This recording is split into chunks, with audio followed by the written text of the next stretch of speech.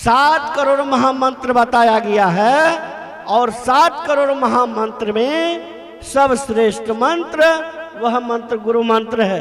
गुरु महाराज पदावली में लिखते हैं, अति पावन गुरु मंत्र मन ही मन जाप जपो, उपकारी गुरु रूप को मानस ध्यान तपो, देवी देव समस्त पुरन ब्रह्म परम प्रभु, गुरु में करे निवास कहते हैं संत सबू।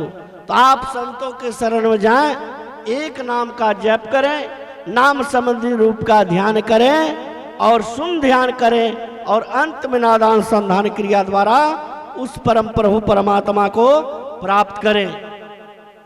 तब क्या होगा? मस्क ही करही बिरंची प्रभु, अजहि मसकते हीन, अस विचार तजी संशय, राम भजहि प्रवीण। प्रभु परमात्मा मच्छर को ब्रह्मा बना सकते हैं, अब ब्रह्मा को मच्छर से भी तुच्छ बना सकते हैं।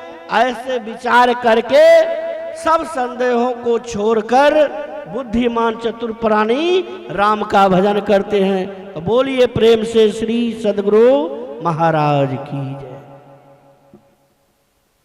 माल्यार्पण और अभिनंदन पुष्प का, लेकिन तब तक हमारे स्वामी स्नेह करें। और आप लोग क्या सुने? इसके बाद आप लोग सुने, असंभव बात संभव हो जाए, असंभव बात संभव हो जाए। क्या असंभव बात आप लोग सुने? बांझ का बेटा किसी को मार डाले। बांझ किसको कहते हैं? माताजी सो रही है, उसको जगा दीजिए। बोलिए प्रेम से श्री सद्गुरु महाराज की। सत्संग में जब आइए तो बैठिए सावधान होकर, यहाँ सोइए।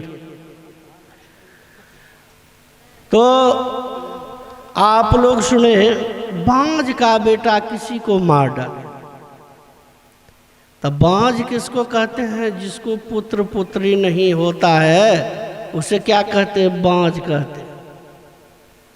अब जरा विचार करें, जिसको पुत्र या पुत्री हो जाएगा उसको बांझ कहेगा कोई? उसको बांझ नहीं कहेगा।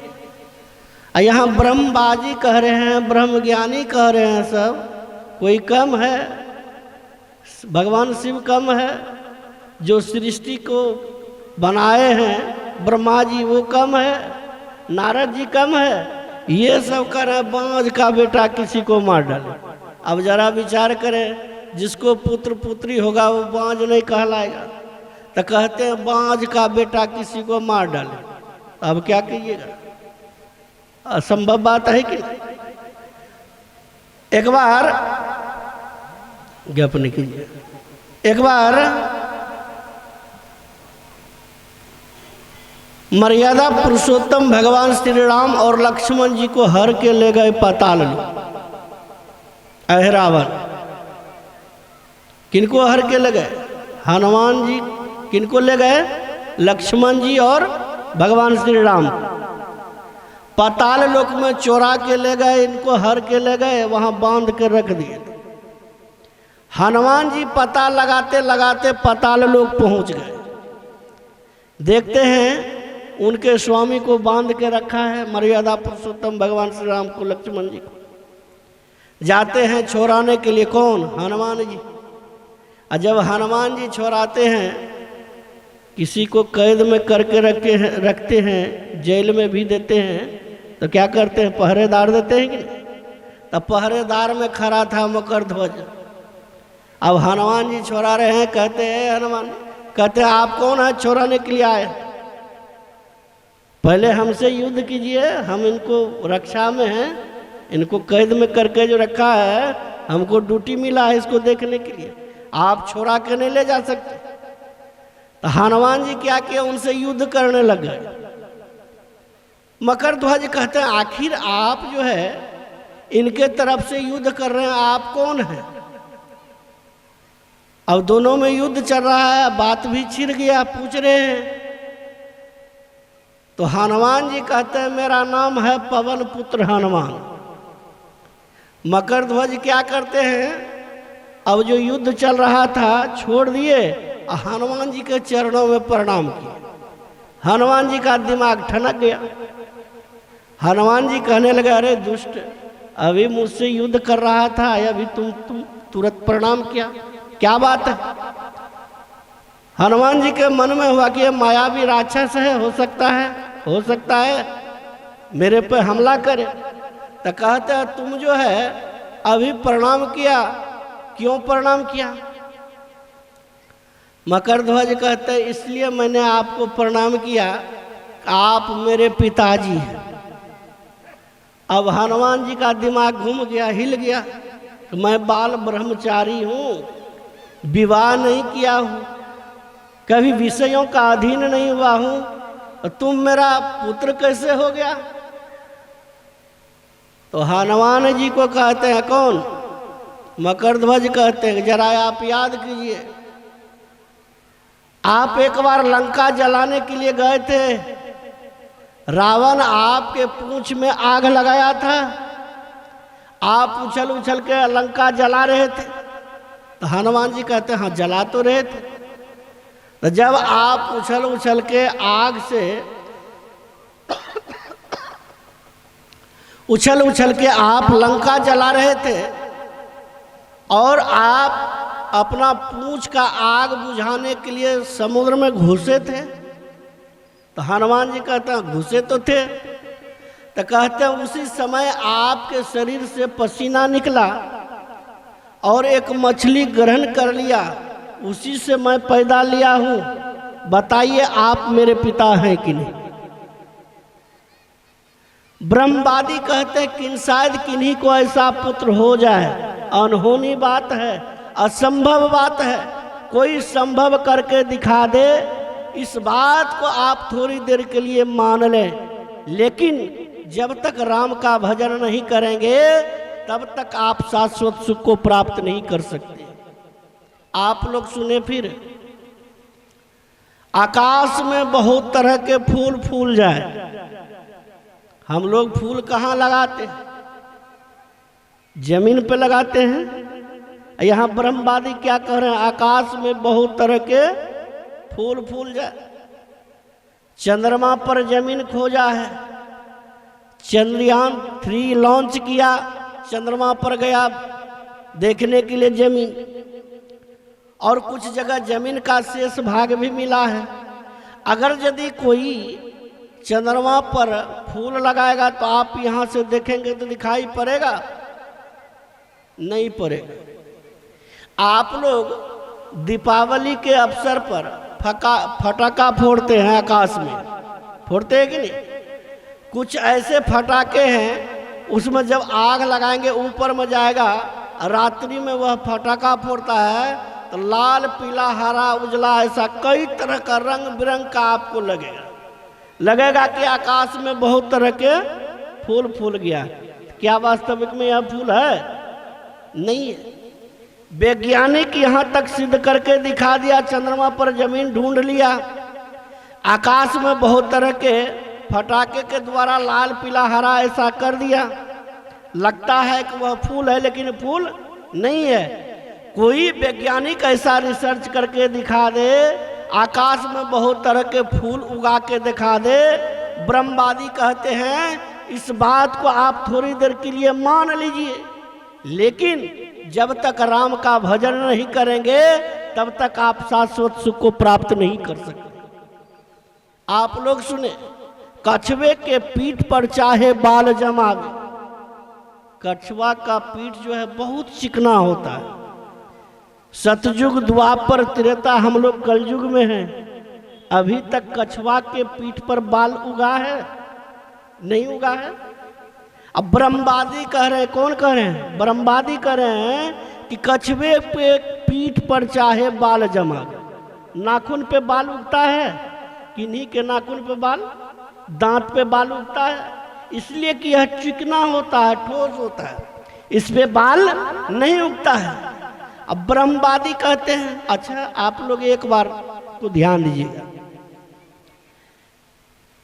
गाय पालने वाले व्यक्ति जब गाय बछड़ा या बछड़ी देती है तो क्या करते हैं किसान लोग? डॉक्टर से एक दवाई मंगाते हैं और गाय के बच्चे के माथे पर जहाँ सींग उगता है वहाँ दवाई घस देते हैं, तो उससे क्या होता है? सींग नहीं उगता है, सींग नहीं उगता है। और कोई सींग निकाल के दिखा दे, कोई बाल ऐसा दवाई बना दे कि कछुए के पीठ पर बाल उग जाए, ऐसा भी हो सकता है। एक डॉक्टर साहब के पास गया एक मरीज, रोगी गया, बहुत सारे रोगी थे, सबको पूछ रहे थे डॉक्टर साहब क्या तकलीफ है, क्या तकलीफ है, अपना बताते थे। एक रोगी कहते हैं कि डॉक्टर साहब हमें तो तकलीफ यही है कि हमको जो है सर पे बाल नहीं है, बाल नहीं रहने के कारण हम देखने में अच्छा नहीं लगते, और मेरा बर्तुहारी जो लगता है विवाह करने के लिए वो घूम जाता है। डॉक्टर साहब यदि बाल उग जाए तो हम देखने में सुंदर लगेंगे, मेरा विवाह हो जाएगा। तो डॉक्टर साहब क्या करते हैं, डॉक्टर साहब भी टोपी पहन के रखे थे। डॉक्टर साहब ऐसे टोपी खोल के दिखाते हैं, किनको? मरीज को। कहते हैं अगर यदि ऐसा दवाई बनता तो पहले हम अपने बाल उगाते, सर पे बाल जो मेरा उड़ गया है पढ़ते पढ़ते, तो पहले हम अपना बाल उगा लेते, हम भी बुढ़ापे देखने में हैंडसम लगते। लेकिन ऐसा दवाई अभी तक नहीं बना है, पहले हम बाल उगाते तब आपका उगा देते। अभी तक कोई ऐसा केमिकल नहीं बना है कि कछुए के पीठ पर चाहे बाल उगा दे। ब्रह्मवादी कहते हैं इस काम को भी बहुत सारे केमिकल बना है, लेकिन कोई बाल उगा के कछुए के पीठ पर दिखा दे, इस बात को मान लीजिए। मानने में क्या लगा? विद्यार्थी भी मानते हैं। ब्लैक बोर्ड पे नक्शा बनाते हैं, भारत का नक्शा। क्या भारत का नक्शा 2-4 फीट में है? टेढ़ा मेढ़ा बनाते हैं और विद्यार्थी को कहते हैं मान लिया जाए भारत का नक्शा है, विद्यार्थी भी मान लेते हैं समझने के लिए। तो उसी तरह ब्रह्मवादी कहते हैं कि कछुए के पीठ पर चाहे बाल जमावे, असंभव बात है, इसको मान ले। लेकिन जब तक राम का भजन नहीं करेंगे तब तक आप शाश्वत सुख को प्राप्त नहीं कर सकते। इसके बाद आप लोग क्या सुने? खरहे के माथे पर सिंह जमावे। खरहे कहते हैं खरगोश को, खरगोश के माथे पर सिंह नहीं उगा है। सिंह उगा है? खरगोश को देखे सिंह पे, माथे पर सिंह नहीं। लेकिन सिंह नहीं उगने वाला दवा बनाया है। जैसे गाय के बछड़े पर लगाता है तो गाय नहीं उगता है सिंह। ब्रह्मवादी कहते हैं कि कोई ऐसा केमिकल बना दे, सिंह उगा दे कछुए के माथे पर। इस बात को भी आप लोग थोड़ी देर के लिए मान लीजिए, असंभव बात। इस बात को कोई संभव करके दिखा दे, आप थोड़ी देर के लिए मान लें, लेकिन जब तक राम का भजन नहीं करेगा तब तक शाश्वत सुख को प्राप्त नहीं कर सकते। फिर आप लोग क्या सुने? इसके बाद आप लोग सुने, मस्कही करही विरंची प्रभु अजहि मसकते हीन, अस विचार तजी संशय राम भजहि प्रवीण। इससे पहले आप क्या सुने? इससे पहले आप सुने, बारी मथे घृत होई बरु सिकता ते बरु तेल, अब बिनु हरि भजन न भवतरिय यह सिद्धांत अपील। संक्षेप में कह रहा हूँ, समय कम है, संक्षेप में कह रहा हूँ, समय कम है। बारी कहते हैं पानी को मथने से तेल निकाला, बालू को पेरने से तेल निकाला, पानी को मथने से घी निकाला। हम लोग घर में तेल पेराते हैं तो क्या चीज पेरते हैं? बालू को क्या पेरते हैं? सरसों पेरते हैं, सूरजमुखी पेरते हैं, चिकना पेरते हैं और सभी पदार्थ को पेराते हैं और उससे क्या प्राप्त करते हैं? तेल प्राप्त करते हैं। अब ब्रह्मवादी क्या कह रहे हैं? बालू को पेरने से तेल निकल आवे, असंभव बात है कि? तो कहते हैं यह भी संभव करके दिखा दे। इस बात को आप थोड़ी देर के लिए मान लें, लेकिन जब तक राम का भजन नहीं करेंगे तब तक आप शाश्वत सुख को प्राप्त नहीं कर सकते। बोलिए प्रेम से। बहुत माताएं लोग सो रही है और आप लोग सुने, पानी को मथने से घी निकल आवे। बहुत सारे माताएं लोग घर में घी बनाती है तो क्या पेड़ते हैं? पानी को मथते हैं। क्या माता जी, क्या चीज को आप लोग मथते हैं घर में? बताइए।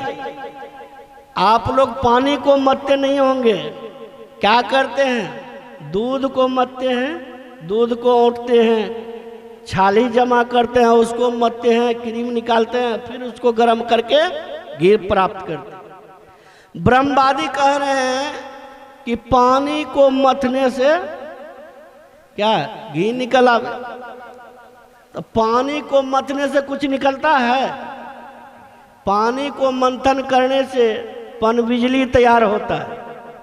समुद्र मंथन किया गया, देवता दानव में जब युद्ध छिड़ा था तो संधि हुआ कि समुद्र मंथन किया जाए, इससे विष और अमृत निकलेगा, हम लोग बंटवारा करें। तो उस समय क्या किया था? समुद्र को मंथन ही तो किया था। तो समुद्र मंथन किया, उससे 14 रत्न निकला। क्या क्या निकला? विष निकला, अमृत निकला, हाथी निकला, घोड़ा निकला, चंद्रमा निकला और सब भी चीज निकला, 14 रत्न निकला, लेकिन घी नहीं निकला। ब्रह्मवादी कहते हैं कोई घी मथ के दिखा दे, पानी को मथने से घी निकाल दे। ये बात असंभव है। कोई संभव करके दिखा दे, इस बात को आप थोड़ी देर के लिए मान लें, लेकिन जब तक राम का भजन नहीं करेंगे तब तक आप शाश्वत सुख को प्राप्त नहीं कर सकते। आप लोग कई बार राम राम का नाम सुने, कौन सा राम का भजन करेंगे? संत कबीर साहब के वाणी में है, एक राम दशरथ का डोले, एक राम घट घट में बोले, एक राम के सकल पसारा, एक राम सबते न्यारा। गुरु महाराज जी पदावली में लिखते हैं, जय जय राम हो, जय जय राम, जयति जयति जय राम हो, राम राम। सब में व्यापक सबते न्यारा, सब घट एक ही राम हो, राम राम। राम का मतलब यहाँ परमात्मा के नाम से लिया गया है। तो परमात्मा के बहुत सारे मंत्र हैं, 7 करोड़ महामंत्र बताया गया है और 7 करोड़ महामंत्र में सब श्रेष्ठ मंत्र वह मंत्र गुरु मंत्र है। गुरु महाराज पदावली में लिखते हैं, अति पावन गुरु मंत्र मन ही मन जाप जपो, उपकारी गुरु रूप को मानस ध्यान तपो, देवी देव समस्त पुरन ब्रह्म परम प्रभु, गुरु में करे निवास कहते हैं संत सबू। तो आप संतों के शरण में जाएं, एक नाम का जप करें, नाम संबंधी रूप का ध्यान करें और सुन ध्यान करें और अंत में नादान संधान क्रिया द्वारा उस परम प्रभु परमात्मा को प्राप्त करें। तब क्या होगा? मस्क ही करही बिरंची प्रभु, अजहि मसकते हीन, अस विचार तजी संशय, राम भजहि प्रवीण। प्रभु परमात्मा मच्छर को ब्रह्मा बना सकते हैं, अब ब्रह्मा को मच्छर से भी तुच्छ बना सकते हैं। ऐसे विचार करके सब संदेहों को छोड़कर बुद्धिमान चतुर प्राणी राम का भजन करते हैं। तो बोलिए प्रेम से श्री सद्गुरु महाराज की जय। माल्यार्पण और अभिनंदन पुष्प का, लेकिन तब तक हमारे स्वामी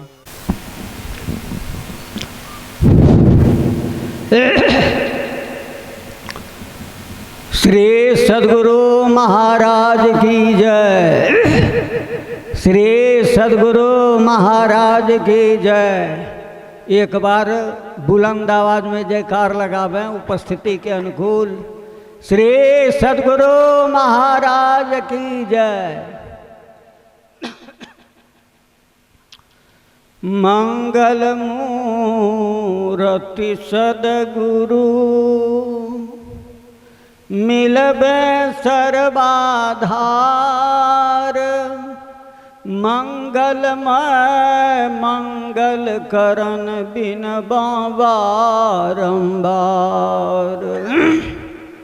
धन्य धन्य सतगुरु सुखद महिमा कही न जाय। जो कछु कहूँ तुम्हारी कृपा मोते कछु न वसाय। आसन पर आसीन ब्रह्मलीन परमाराध्य के चरणों में कोटि कोटि प्रणाम। मंचासीन वंदनीय साधु समाज, सत्संग में उपस्थित विशिष्ट गुरुजन विद्वज्जन, भक्तिमती माताओं एवं करुणामयी बहनों को भी मेरा बारंबार प्रणाम। अभी हम लोग अपराह्नकालीन सत्संग में उपस्थित हैं। यह संत मत का सत्संग है। संत मत के सत्संग से ईश्वर भक्ति का प्रचार प्रसार होता है। ईश्वर भक्ति करके संतों को जो सुख हुआ वह सुख मानव मात्र को मिले, इसलिए उनका हृदय जो है व्यग्रचित रहता है। विश्व उपकार हित व्यग्रचित सर्वदा, त्यक्त मदमन्यु कृत पुण्य राशि, यत्र तिष्ठन्ति तत्रैव सर्वहरि, सहित गच्छन्ति क्षीराब्धिवासी। ऐसे महापुरुष जहाँ उपस्थित होते हैं वहाँ 33 करोड़ देवी देवता जीवन मुक्त महापुरुष क्षीर साई विष्णु भगवान भी उपस्थित होते हैं। गुरु महाराज कहते थे ईश्वर भक्ति से अपना कल्याण होगा। इसका विश्वास दृढ़ता के साथ सबको करना चाहिए। कल्याण की खोज में हम लोग संसार के तरफ बाहर दौड़ते हैं। संत महात्मा कहते हैं कल्याण अपने पास है। ईश्वर को जो भजते हैं उनका कल्याण होता है, और जब पा लेते हैं तब ऐसा कल्याण होता है कि फिर कभी और कल्याण ही नहीं रहता। आज का विषय है भक्ति। भक्ति हम लोग क्यों करें? खेती क्यों करते हैं? वाणिज्य व्यापार नौकरी क्यों करते हैं? संतति है उसका भरण पोषण, उचित शिक्षा दीक्षा कैसे होगा, इस भय से खेती वाणिज्य नौकरी करते हैं। भक्ति क्यों करें? भक्ति भी भय से किया जाता है। कबीर साहब कहते हैं भय से भक्ति करे सबे, भय से पूजा हो, भय पारस है जीव को निर्भय रहा न कोई। जिसको ये भय है कि फिर इतर जोनी में चला जाना पड़ेगा। गुरु महाराज कहते थे मनुष्य शरीर मिला, अगर समय निकाल करके ईश्वर की भक्ति नहीं करोगे तो लंबा जीवन दुखमय में चला जाएगा। अनंत जीवन, वो अनंत जीवन क्या है?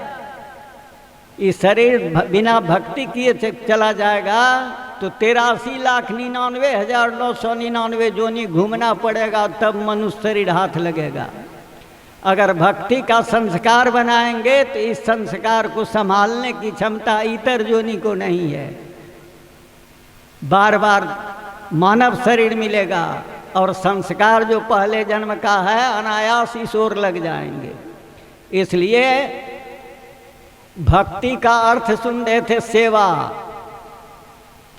ईश्वर की क्या सेवा की जाए? हाथ पैर है ईश्वर को, कोई इच्छा है? रामायण में हम लोग पढ़ते हैं एक अनीह रूपानामा अज सच्चिदानंद परधामा। ईश्वर एक है, अनीह कोई इच्छा नहीं, अरूप कोई रूपे नहीं, अनामा उनका कोई नामे नहीं है। वही सत्य चित्त और आनंद के धाम हैं। उनकी भक्ति कैसे करें, उनकी सेवा कैसे करें? तो गुरु नानक देव जी कहते हैं ऐसी सेवकु सेवा करे जिसका जीव तिसु आगे धरे। सांसारिक लोगों को इच्छा है, वो पूर्ति कर देते हैं तो सेवा हो जाती है। ईश्वर को कोई इच्छा नहीं है तो उनकी क्या सेवा करेंगे? तो गुरु नानक देव जी महाराज कहते हैं ऐसी सेवकु सेवा करे जिसका जीव तिसु आगे धरे। हम लोग किसका जीव हैं? तो रामायण में पढ़ते हैं ईश्वर अंश जीव अविनाशी, चेतन अमल सहज सुख राशि। हम लोग ईश्वर के अंश हैं, जीवात्मा। ईश्वर का भी नाश नहीं होता है और जीवात्मा का भी नाश नहीं होता है। तब नाश किसका होता है? तो गीता में कहा आत्मा मरती नहीं, मरी मरी जाए शरीर। जीवात्मा रूपी सत्य को परमात्मा रूपी सत्य में मिला दीजिए, यही असली सेवा। ये होगा कैसे? मिला लेंगे तो आप जीव नहीं रहेंगे, पीब हो जाएंगे। 14 इंद्रियों से युक्त को जीव कहा जाता है। 5 कर्मेंद्रियां, 5 ज्ञानेंद्रियां, 4 अंतःकरण की इंद्रियां, मन बुद्धि चित्त अहंकार। ये 14 इंद्रियां से परे हो जाएंगे साधन करके। इसी के लिए भक्ति की आवश्यकता है। और एक जन्म इसका संस्कार लगा लेंगे तो आपका पीछा छोड़ेगा नहीं, परमात्मा तक मिला करके ही छोड़ेगा। इसके लिए संत से युक्ति जाननी पड़ती है। जीवात्मा रूपी सत्य को परमात्मा रूपी सत्य में कैसे मिलाएंगे? गुरु महाराज के वचन में हम लोग पढ़ते हैं, जेठ उतरी हेठ सूरत पिंड में बसा करी, भूल गए घर आदि अपना भव में सुधि सब गई हरी। सूरत चेत अचेत छोरो तू शिखर की वासनी, माया में मगनो नहीं यह है दारुण फांसनी। अषाढ़ तमति गाढ़ में निजो परी सूरती, उद्धार कर निज गुरु दयाले हेर प्रभु बिंदु मूर्ति। उद्धार चाहते हैं हम लोग, पहले परम प्रभु परमात्मा के पास थे, परमात्मा की मौज हुई, कंप हुआ। कंप शब्द का सहचर है, वो रचना करती ही धारा चली जा रही है। जब तक उस धारा को लौटाएंगे नहीं तब तक वो सृष्टि में रचना करते हुए जन्मते मरते रहिएगा, कभी चैन नहीं। उस धारा को लौटाने के लिए ही भक्ति करना पड़ता है। भक्ति सगुण भी होता है, निर्गुण भी होता है। भक्ति, कोई पृथ्वी पर गिर पड़ता है तो पहले पृथ्वी का सहारा लेकर के खड़ा होता है। कोई पानी में गिर पड़ता है तो दोनों हाथ से पानी को टार करके लोग सूखा में आते हैं। उसी तरह स्थूल में फंसे हैं तो पहले स्थूले नाम रूप का अवलंब लेना पड़ता है, सगुण भक्ति करना पड़ता है। दीक्षा लेते हैं उस समय बताते हैं, एक नाम का जप और एक रूप का ध्यान, उससे संबंधित रूप का ध्यान। संसार में कितना नाम और रूप में मन फंसा हुआ है। दीक्षा लेने पर एक नाम और उससे संबंधित रूप का ध्यान करने के लिए बताते हैं। उस नाम में शक्ति भरा हुआ है। पहले गुरु कीजिए तो गुरु में निष्ठा श्रद्धा रखिए। जो जितनी श्रद्धा रखेंगे उनकी उतनी रूहानी तरक्की होगी। गुरु को मनुष्य मत मानिए।